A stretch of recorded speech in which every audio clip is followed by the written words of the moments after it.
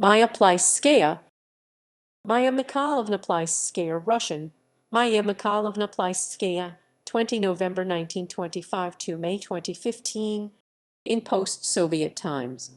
She held both Lithuanian and Spanish citizenship. She danced during the Soviet era at the Bolshoi Theatre under the directorships of Leonid Lavrovsky, then of Yury Grigorovich. Later she moved into direct confrontation with him. In 1960, when famed Russian ballerina Galina Ulanova retired, Plisetskaya became prima ballerina assoluta of the company. Her early years were marked by political repression and loss. Her father, Mikhail Plisetski, a Soviet official, was arrested in 1937 and executed in 1938 during the Great Purge. Her mother, actress Rachel Messerer, was arrested in 1938 and imprisoned for a few years, then held in a concentration camp together with her infant son Azari. The older children were faced with the threat of being put in an orphanage but were cared for by maternal relatives. Maya was adopted by their Sulamith Messerer, and Alexander was taken into the family of their uncle Asaf Messerer. Both Alexander and Azary eventually became solo dancers of the Bolshoi. Plisetskaya studied ballet at the Bolshoi Ballet School from age 9, and she first performed at the Bolshoi Theatre when she was 11. She studied ballet under the direction of Elizaveta Jurt and also her aunt, Sulamith Messerer. Graduating in 1943, at the age of 18, she joined the Bolshoi Ballet Company, quickly rising to become their leading soloist. In 1959, during the thaw time, she started to tour outside the country with the Bolshoi, then on her own. Her fame as a national ballerina was used to project the Soviet Union's achievements during the Cold War. Premier Nikita Khrushchev considered her to be not only the best ballerina in the Soviet Union, but the best in the world. As an artist, Plisetskaya had an inexhaustible interest in new roles and dance styles, and she liked to experiment on stage. As a member of the Bolshoi until 1990, she had international exposure, and her skills as a dancer changed the world of ballet. She set a higher standard for ballerinas, both in terms of technical brilliance and dramatic presence. As a soloist, Plisetskaya created a number of leading roles, including Juliet in Lavrovsky's Romeo and Juliet Frigid in Jakobson's Spartacus 1958, in Grigorovich's ballets, Mistress of the Copper Mountain in the Stone Flower 1959, Aurora in The Sleeping Beauty 1963, Mamin Banu in the... Among her most acclaimed roles were Kitri in Don Quixote, Odette Adile in Swan Lake, and The Dying Swan, first danced as a pre-graduate student under the guidance of Sulamith Messerer. A fellow dancer said that her dramatic portrayal of Carmen, reportedly her favorite role, helped confirm her as a legend, and the ballet soon took its place as a landmark in the Bolshoi repertoire. Her husband, composer Rodion Esaichidrin, wrote the scores to a number of her ballets. Having become an international superstar and a continuous box office hit throughout the world, Plisetskaya was treated by the Soviet Union as a favored cultural emissary. Although she toured extensively during the same years that other prominent dancers defected, including Rudolf Nureyev, Natalia Makarova, and Mikhail Baryshnikov, Plisetskaya always refused to defect. In 1991, she published her autobiography, I, Maya Plisetskaya. Early life. Plisetskaya was born on 20 November 1925 in Moscow into a prominent family of Lithuanian Jewish descent, most of whom were involved in the theater or film. Her mother, Rachel Messerer, was a silent film actress. Bolshoi ballet principal dancer Asaf Messerer was a maternal uncle and Bolshoi prima ballerina. Sulamith Messerer was a maternal aunt. Her father, Mikhail Plisetski, was a diplomat, engineer, and mine director. He was not involved in the arts, although he was a fan of ballet. Her brothers Alexander Plisetski and Azari Plisetski became renowned ballet masters, and her niece Anna Plisetskaya would also become a ballerina. She was the cousin of theater artist Boris Messerer. In 1938, Her father was arrested and later executed during the Stalinist purges, during which thousands of people were murdered. According to ballet scholar Jennifer Homans, her father was a committed communist and had earlier been proclaimed a national hero for his work on behalf of the Soviet coal industry. Soviet leader Vyacheslav Molotov presented him with one of the Soviet Union's first manufactured cars. Her mother was arrested soon after and together with her 7-month-old baby Azari sent to a labor camp Gulag in Kazakhstan for the next 3 years. Maya was taken in by their maternal aunt, ballerina Sulamith Messerer, until her mother was released in 1941. During the years without her parents, while barely a teenager, Plisetskaya faced terror, war, and dislocation, writes Homans. As a result, Maya took refuge in ballet and the Bolshoi Theatre. As her father was stationed at Spitsbergen to supervise the coal mines in Barentsburg, she had stayed there for 4 years with her family from 1932. She subsequently studied at the Bolshoi School under the ex-ballerina of the Mariinsky Imperial Ballet, the great Elizaveta Jurt. Maya first performed at the Bolshoi Theatre when she was 11. In 1943, at the age of 18, Plisetskaya graduated from the Bolshoi School. She joined the Bolshoi Ballet, where she performed until 1990. Career: performing in the Soviet Union. From the beginning, Plisetskaya was a different kind of ballerina. She spent a very short time in the corps de ballet after graduation and was quickly named a soloist. Her bright red hair and striking looks made her a glamorous figure on and off the stage. She was a remarkably fluid dancer, but also a very powerful one, according to the Oxford Dictionary of Dance. The robust theatricality and passion she brought to her roles made her an ideal Soviet ballerina. Her interpretation of the Dying Swan, a short showcase piece made famous by Anna Pavlova, became her calling card. Plisetskaya was known for the height of her jumps, her extremely flexible back, the technical strength of her dancing, and her charisma. She excelled both in adagio and allegro, which is very unusual in dancers. Despite her acclaim, Plisetskaya was not treated well by the Bolshoi management. She was Jewish at a time of Soviet anti-Zionist campaigns combined with other oppression of suspected dissidents. Her family had been purged during the Stalinist era, and she had a defiant personality.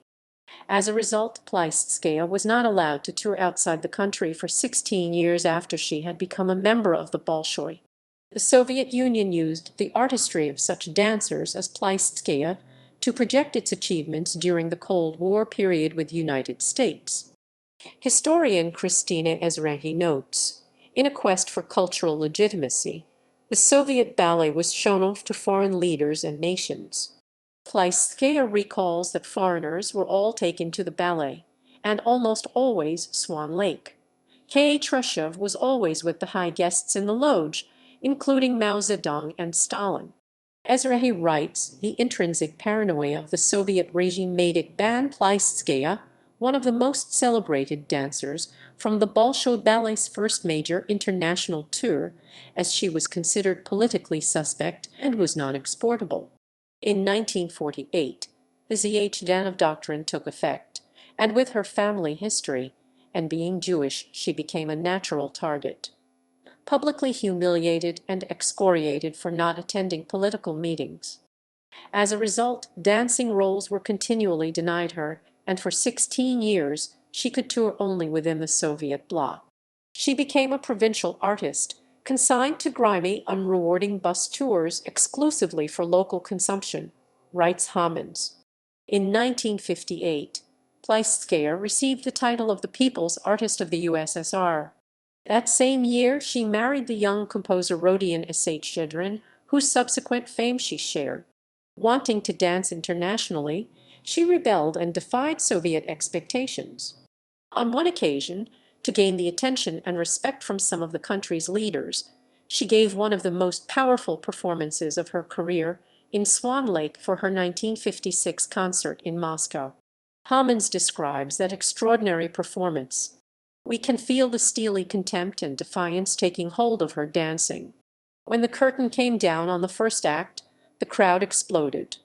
KGB toughs muffled the audience's applauding hands and dragged people out of the theater kicking, screaming, and scratching. By the end of the evening, the government thugs had retreated, unable or unwilling to contain the public enthusiasm. Plisetskaya had won. International tours. Soviet leader K.H. Khrushchev was still concerned, writes historian David Kott, that her defection would have been useful for the West as anti-Soviet propaganda. She wrote him a long and forthright expression of her patriotism and her indignation that it should be doubted. Subsequently, the travel ban was lifted in 1959 on K.H. Khrushchev's personal intercession, as it became clear to him that striking Plisetskaya from the Bolshoi's participants could have serious consequences for the tour's success. In his memoirs, K.H. Khrushchev writes that Plisetskaya was not only the best ballerina in the Soviet Union, but the best in the world. Able to travel the world as a member of the Bolshoi, Plisetskaya changed the world of ballet by her skills and technique, setting a higher standard for ballerinas both in terms of technical brilliance and dramatic presence. Having allowed her to tour in New York, K.H. Khrushchev was immensely satisfied upon reading the reviews of her performances. He embraced her upon her return. Good girl, coming back. The Soviet Union treated her as a favored cultural emissary, as the dancer who did not defect. Although she toured extensively during the same years that other dancers defected, including Rudolf Nureyev, Natalia Makarova, and Mikhail Baryshnikov, Plisetskaya always returned to Russia, wrote historian Tim Skoll. A Roman 13 Plisetskaya explains that for her generation, and her family in particular, defecting was a moral issue. He who runs to the enemy's side is a traitor. She had once asked her mother why their family didn't leave the Soviet Union when they had the chance, at the time living in Norway. Her mother said that her father would have abandoned her with the children instantly for even asking. Misha would never have been a traitor. 239. Style.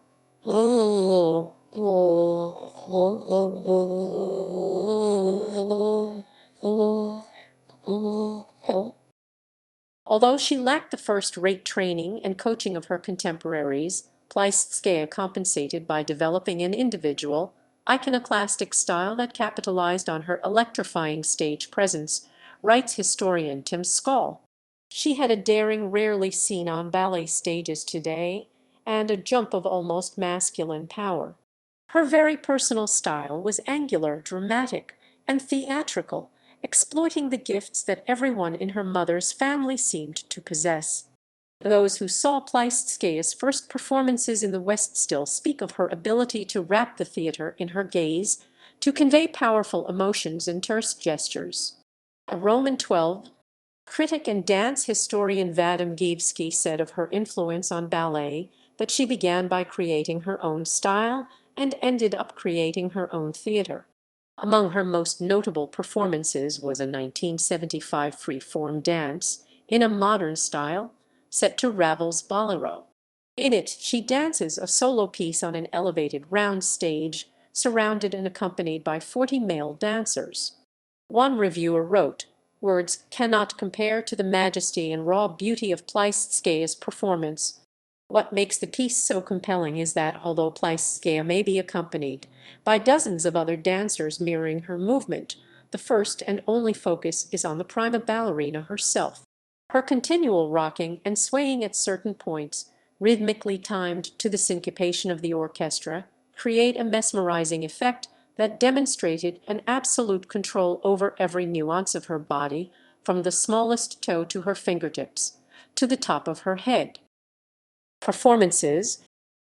Plisetskaya created a number of leading roles, including ones in Lavrovsky's Stone Flower 1954, Moisev's Spartacus 1958, Grigorovich's Moscow version of the Stone Flower 1959, Aurora in Grigorovich's Staging the Sleeping Beauty 1963, Grigorovich's Moscow version of.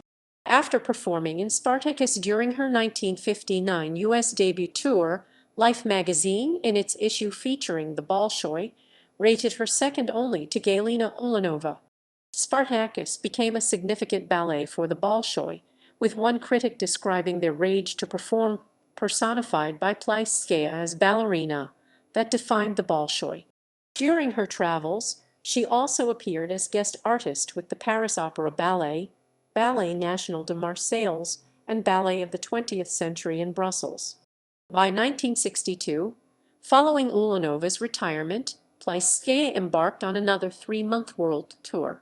As a performer, notes Homans, she excelled in the hard-edged, technically demanding roles that Ulanova issued, including Raymonda, the Black Swan in Swan Lake and Kitry in Don Quixote. In her performances, Plisetskaya was unpretentious, refreshing, direct. She did not hold back. Ulanova added that Plisetskaya's artistic temperament, bubbling optimism of youth revealed themselves in this ballet with full force. World-famous impresario Saul Hurok said that Plisetskaya was the only ballerina after Pavlova who gave him a shock of electricity when she came on stage. Rudolf Nureyev watched her debut as Kitry in Don Quixote and told her afterwards, "I sobbed from happiness. You set the stage on fire." At the conclusion of one performance at the Metropolitan Opera, she received a half-hour ovation. Choreographer Jerome Robbins, who had just finished the Broadway play West Side Story, told her that he wanted to create a ballet especially for her. Plisetskaya's most acclaimed roles included Odette Odile in Swan Lake 1947 and Aurora in Sleeping Beauty 1961. Her dancing partner in Swan Lake states that for 20 years he and Plisetskaya shared the world stage with that ballet, with her performance consistently producing the most powerful impression on the audience. Equally notable were her ballets as The Dying Swan. Critic Walter Terry described one performance. What she did was to discard her own identity as a ballerina and even as a human, and to assume the characteristics of a magical creature. The audience became hysterical, and she had to perform an encore. She danced that particular ballet until her late 60s, giving one of her last performances of it in the Philippines, where similarly, the applause wouldn't stop until she came out and performed an encore. Novelist Truman Capote remembered a similar performance in Moscow, seeing grown men crying in the aisles and worshipping girls holding crumpled bouquets for her. He saw her as a white spectre leaping in smooth rainbow arcs, with a royal head. She said of her style that the secret of the ballerina is to make the audience say, "Yes, I believe." Fashion designers Yves Saint Laurent and Pierre Cardin considered Plisetskaya one of their inspirations, with Cardin alone having traveled to Moscow over 30 times just to see Plisetskaya perform. She credits Cardin's costume designs for the success and recognition she received for her ballets of Anna Karenina, The Seagull, and Lady with the Dog. She recalls his reaction when she initially suggested he design one of her costumes. Cardin's eyes lit up like batteries, as if an electrical current passed through them. 170 within a week, he had created a design for Anna Karenina, and over the course of her career he created 10 different costumes for just Karenina. In 1967, she performed as Carmen in the Carmen Suite, choreographed specifically for her by Cuban choreographer Alberto Alonso. The music was rescored from Bizet's original by her husband, Rodion Sh. and its themes were reworked into a modernist and almost abstract narrative. Dancer Olympia Dowd, who performed alongside her, writes that Plisetskaya's dramatic portrayal of Carmen, her favorite role, made her a legend and soon became a landmark. Her Carmen, however, at first rattled the Soviet establishment, which was shaken with her Latin sensuality. She was aware that her dance style was radical and new, saying that every gesture, every look, every movement had meaning, was different from all other ballets. The Soviet Union was not ready for this sort of choreography. It was war. They accused me of betraying classical dance. Some critics outside of Russia saw her departure from classical style. New York Times critic Anna Kisilgoff observed, without her presence, their poverty of movement invention would make them untenable in performance. It is a tragedy of Soviet ballet that a dancer of her singular genius was never extended creatively. A Russian news commentator wrote, "She was never afraid to bring ardor and vehemence onto the stage, contributing to her becoming a true queen of the Bolshoi." Her life and work was described by the French ballet critic André Philippe Herson as genius, audacity, and avant-garde. Acting and choreography. After Galina Ulanova left the stage in 1960, Майя Plisetskaya was proclaimed the prima ballerina assoluta of the Bolshoi Theatre. In 1971, her husband Asaf Messerer wrote a ballet on the same subject, where she would play the leading role. Anna Karenina was also her first attempt at choreography. Other choreographers who created ballets for her include Yury Grigorovich, Roland Petit, Alberto Alonso, and Maurice Bijart with Isadora. She created The Seagull and Lady with a Lapdog. She starred in the 1961 film The Humpbacked Horse and appeared as a straight actress in several films, including the Soviet version of Anna Karenina in 1968, which featured music by Asaf Messerer later reused in his ballet score. Her own ballet of the same name was filmed in 1974. While on tour in the United States in 1987, Plisetskaya gave master classes at the David Howard Dance Center. A review in New York Magazine noted that although she was 61 when giving the classes, she displayed the suppleness and power of a performer in her physical prime. In October that year, she performed with Rudolf Nureyev and Mikhail Baryshnikov for the opening night of the season with the Martha Graham Dance Company in New York. Plisetskaya's husband, composer Rodion Asaf, wrote the score to a number of her ballets, including Anna Karenina, The Seagull, Carmen, and Lady with a Small Dog. In the 1980s, he was considered the successor to Shostakovich and became the Soviet Union's leading composer. Plisetskaya and Asaf spent time abroad, where she worked as the artistic director of the Rome Opera Ballet from 1984 to 85, then the Spanish National Dance Company from 1987 to 1989. She retired as a soloist for the Bolshoi at age 65 in 1990, and on her 70th birthday. She debuted in Maurice Bijart's piece choreographed for her as Maya.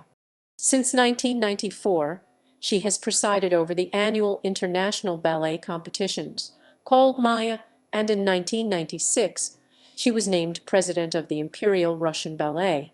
After the Soviet Union collapsed, Plisetskaya and her husband lived mostly in Germany, spending summers in their house in Lithuania and occasionally visiting Moscow and St. Petersburg.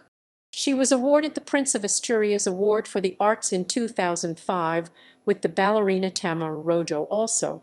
She was awarded the Spanish Gold Medal of Fine Art. In 1996, she danced the Dying Swan, her signature role, at a gala in her honor in St. Petersburg. On her 80th birthday, the Financial Times wrote she was, and still is, a star. Ballet monster Sacher. The final statement about theatrical glamour, a flaring, flaming beacon in a world of dimly twinkling talents, a beauty in the world of prettiness. In 2006, Emperor Akihito of Japan presented her with the Premium Imperial, informally considered a Nobel Prize for Art. Death. Plisetskaya died in Munich, Germany, on 2 May 2015 from a heart attack. Plisetskaya was survived by her husband and a brother, former dancer Azari Plisetski, a teacher of choreography at the Bijart Ballet in Lausanne, Switzerland. According to her last will and testament, she was to be cremated, and after the death of her widower, Rodion Asaf, who is also to be cremated, their ashes are to be combined and spread over Russia. Russian President Vladimir Putin expressed his condolences, and Russian Prime Minister Dmitry Medvedev said that a whole era of ballet was gone with Plisetskaya. Belarusian President Alexander Lukashenko extended condolences to her family and friends. The passing of great Майя Михайловна Плисецкая, whose creative work embodied the whole cultural era, is an irretrievable loss for Russian and world art. Her brilliant choreography and wonderful grace, fantastic power of dramatic identification, and outstanding mastery dazzled the audience. Thanks to her selfless service to art and commitment to the stage, she was respected all over the world. Tributes. Brazilian mural artist Eduardo Cabra painted a 12-meter 39 ft tall mural of Plisetskaya in 2013, located in Moscow's Central Theatre District, near the Bolshoi Theatre. Conductor and artistic director Valery Gergiev, who was a close friend of Plisetskaya, gave a concert in Moscow on 18 November 2015, dedicated to her memory. On 20 November 2015, the government of Russia named a square in her honor in central Moscow, on Ulitsa Bolshoi Dmitrovka, near the Bolshoi Theatre. A bronze plaque affixed at the square included an engraving, "Майя Plisetskaya Square is named after the outstanding Russian ballerina," opened 20 November 2015. In St. Petersburg, the Mariinsky Theatre Symphony Orchestra paid homage to Plisetskaya's memory with a concert on 27 December 2015. It was conducted by Valery Gergiev and included a performance with ballet dancer Diana Vishneva. The Mariinsky Ballet later performed a four-program tribute of Майя Plisetskaya at the Brooklyn Academy of Music in February 2016. The Bolshoi Theatre performed a concert in memory of Plisetskaya at the London Coliseum on 6 March 2016. A monument to Майя Plisetskaya was unveiled in the center of Moscow, on Bolshoi Dmitrovka, in the square named after her. The opening took place on 20 November 2016, the date of her birth, and shows her in a pose from Carmen. Describing the monument, one observer commented about sculpturist Victor Mitroshin and the statue's design. In choosing Carmen, Mitroshin emphasized not only Plisetskaya's physical prowess, grace and beauty, he put a big exclamation point after character. Look at those gorgeous arms, hands, legs. Look at the sassy sway of the dress. Look at the dark, hard eyes and the tight, determined mouth. Look at the sway of the back. Look at that crazy flower on her head. Look at how all of it strains upward into the sky. I'm telling you, the whole thing is beautiful. Personal life. Career friendships. Plisetskaya's tour manager Maxim Gershinov, who also helped promote the Soviet/American cultural exchange program, describes her as not only a great artist, but also very realistic and earthy, with a very open and honest outlook on life. During Plisetskaya's tours abroad, she became friends with a number of other theater and music artists, including composer and pianist Leonid Bernstein, with whom she remained friends until his death. Pianist Arthur Rubinstein, also a friend, was able to converse with her in Russian. She visited him after his concert performance in Russia. A 202 novelist John Steinbeck, while at their home in Moscow, listened to her stories of the hardship of becoming a ballerina, and told her that the backstage side of ballet could make for a most interesting novel. At 203 in 1962, the Bolshoi was invited to perform at the White House by President John F. Kennedy, and Plisetskaya recalled that First Lady Jacqueline Kennedy greeted her by saying, "You're just like Anna Karenina." 222 While in France in 1965, Plisetskaya was invited to the home of Russian artist Marc Chagall. Chagall had moved to France to study art in 1910. He asked her if she wouldn't mind creating some ballet poses to help him with his current project, a mural for the new Metropolitan Opera House in New York, which would show various images representing the arts. She danced and posed in various positions as he sketched, and her images were used on the mural. At the top left corner, a colorful flock of ballerinas. At 250, Plisetskaya made friends with a number of celebrities and notable politicians who greatly admired and followed her work. She met Swedish actress Ingrid Bergman, then living in the U.S., after a performance of Anna Karenina. Bergman told her that both their photographs, taken by noted photographer Richard Avedon, appeared on the same page in Vogue magazine. Bergman suggested she flee communism, recalled Plisetskaya, telling her, "I will help you." 222 actress Shirley MacLaine once held a party for her and the other members of the Bolshoi. She remembered seeing her perform in Argentina when Plisetskaya was 65. Dancer Daniel Nagrin noted that she was a dancer who went on to perform to the joy of audiences everywhere, while simultaneously defying the myth of early retirement. Maclean's brother, actor Warren Beatty, is said to have been inspired by their friendship, which led him to write and produce his 1981 film Reds about the Russian Revolution. He directed the film and co-starred with Diane Keaton. He first met Plisetskaya at a reception in Beverly Hills, and, notes Beatty's biographer Peter Biskind, he was smitten by her classic dancer's beauty. Plisetskaya became friends with film star Natalie Wood and her sister, actress Lana Wood. Wood, whose parents immigrated from Russia, greatly admired Plisetskaya and once had an expensive custom wig made for her to use in the Spartacus ballet. They enjoyed socializing together on Wood's yacht. Friendship with Robert F. Kennedy. U.S. Attorney General Robert F. Kennedy, the younger brother to President John F. Kennedy, befriended Plisetskaya, with whom he shared the birth date of 20 November 1925. She was invited to gatherings with Kennedy and his family at their estate on Cape Cod in 1962. They later named their sailboat Maya in her honor. As the Cuban Missile Crisis had ended a few weeks earlier, at the end of October 1962, U.S. and Soviet relations were at a low point. Diplomats of both countries considered her friendship with Kennedy to be a great benefit to warmer relations. Years later, when they met in 1968, he was then campaigning for the presidency, and diplomats again suggested that their friendship would continue to help relations between the two countries. Plisetskaya summarizes Soviet thoughts on the matter. Maya Plisetskaya should bring the candidate presents worthy of the great moment.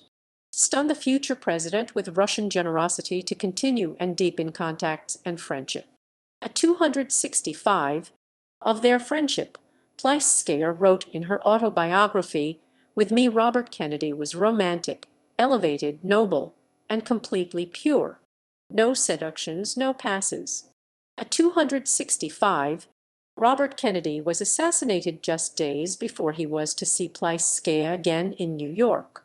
Jershanov, Plisetskaya's manager at the time, recalls that on the day of the funeral, most of the theaters and concert halls in New York City went dark, closed in mourning and respect. The Bolshoi likewise planned to cancel their performance, but they decided instead to do a different ballet than planned, one dedicated to Kennedy. Jershanov describes that evening.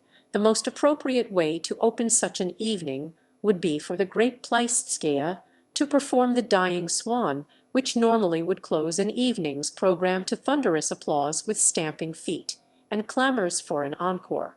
This assignment created an emotional burden for Maya. She really did not want to dance that work that night.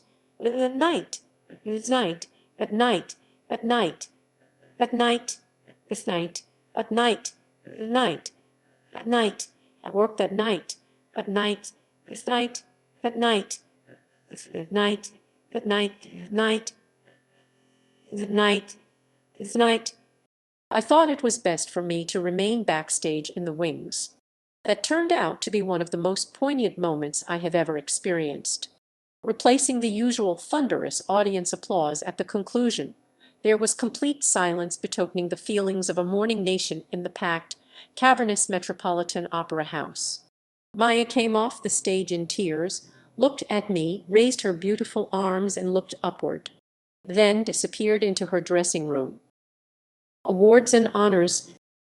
Plisetskaya was honored on numerous occasions for her skills. Russia. Order of Merit for the Fatherland.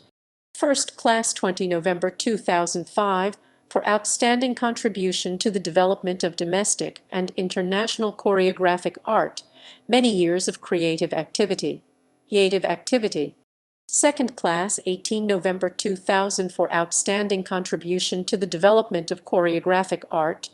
Third Class 21 November 1995 for outstanding contributions to national culture and a significant contribution to contemporary choreographic art.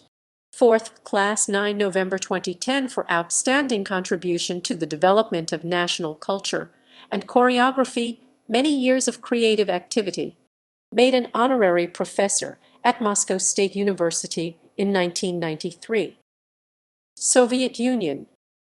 Hero of Socialist Labor 1985, 3 Orders of Lenin 1967, 1976, 1985, Lenin Prize 1964, People's Artist of USSR 1959, People's Artist of RSFSR 1956, Honored Artist of the RSFSR 1951.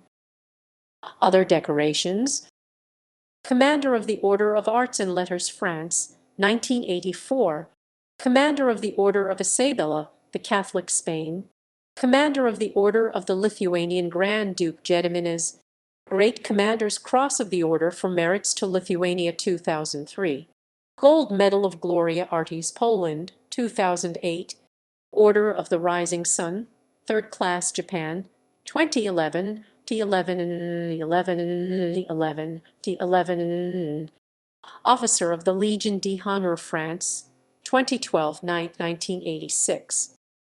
Awards. First prize, Budapest International Competition 1949, Anna Pavlova Prize, Paris Academy of Dance 1962, Gold Prize, Slovenia, 2000, Doctor of the Sorbonne in 1985, Gold Medal of Fine Arts of Spain 1991, Triumph Prize, 2000, Premium Russian National Olympus 2000, Prince of Asturias Award 2005, Spain, Imperial Prize of Japan 2006.